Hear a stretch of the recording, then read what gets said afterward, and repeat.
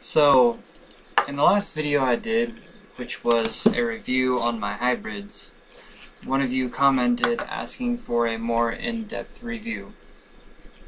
And that's what this is, a more in-depth review. First, I will compare the difference between the surf rod hanger and, well, they're both regular RKP and the hybrids. As you can see, the hybrid is a lot less beefy, so it's a lot lighter.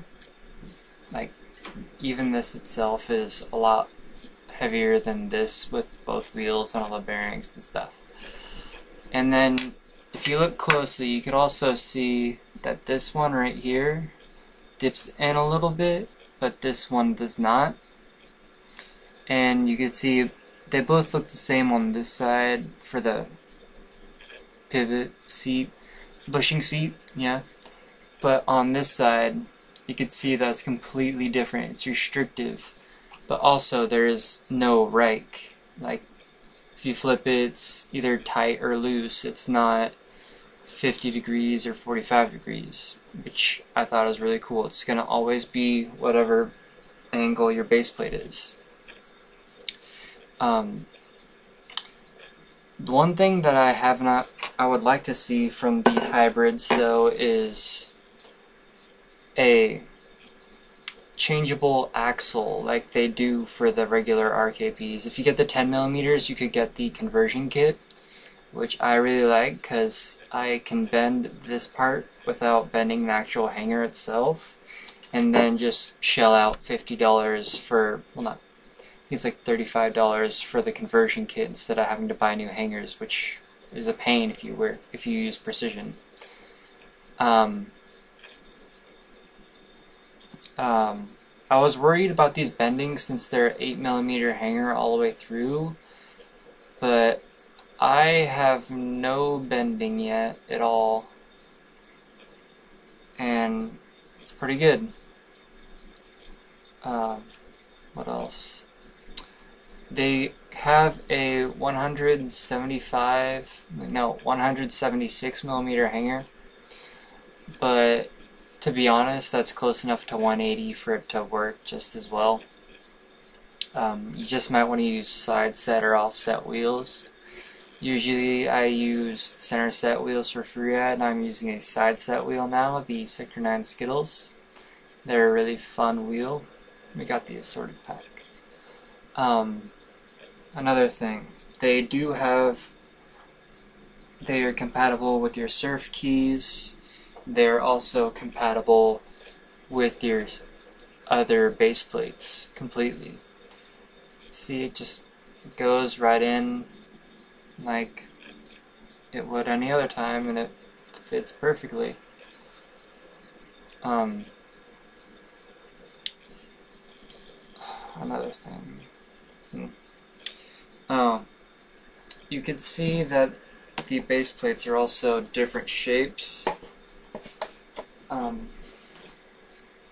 See how it is cut out right here, and right here, as to this one where it's a lot more square and not nearly as rounded or cut off. This one is about a quarter pound heavier than just this base plate. This is a V1, so the other V2 base plates might be a little bit different than the newer ones. But it also does have this, let's see if I can get it out, it's a sleeve. Yeah, I can't get it out, but it's a sleeve that you just set in there, and it keeps your base plate from being all scratched up, so you would usually get slop over time.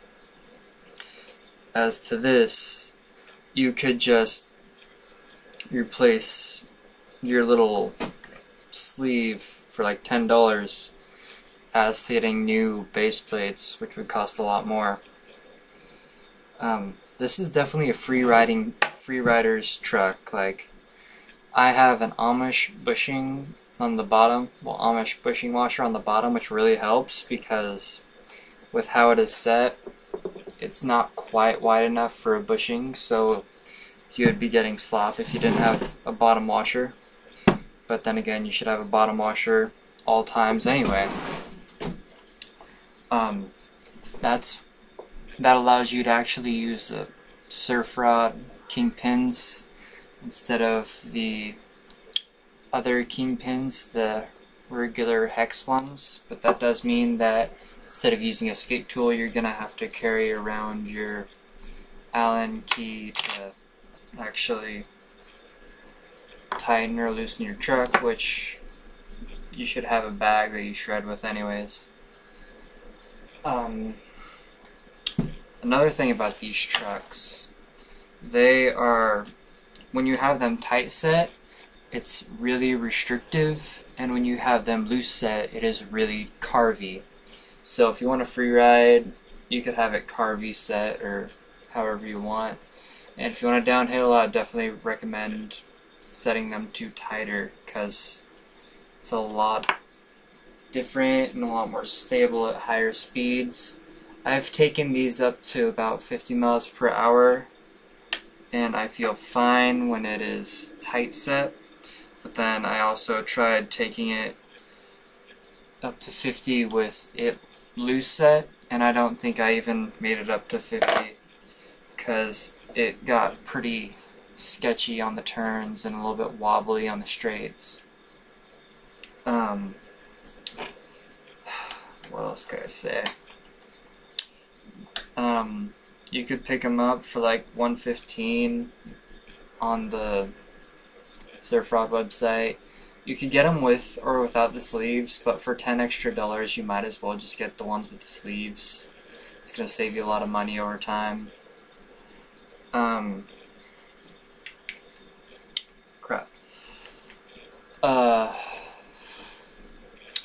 As far as like recommendations for casts, not cast precision, these are definitely going to be #1 on my list for a long time as far as price.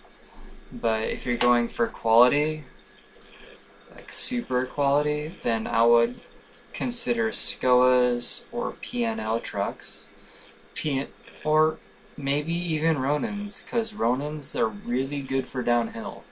PNLs are really good for freeride and downhill, and SCOAs, they're good for anything really. So if you like this review, this in-depth review, click like button and share it to your friends, and if you think I could improve on any way, just leave a comment and I'll try to fix whatever it is. I am in the process of saving up to buying a camera to do some actual riding videos like raw runs and all the fun stuff, so you could see how much I really suck compared to Liam Morgan and all the other guys. And yeah, feign some, do some other stuff, longboard, do it.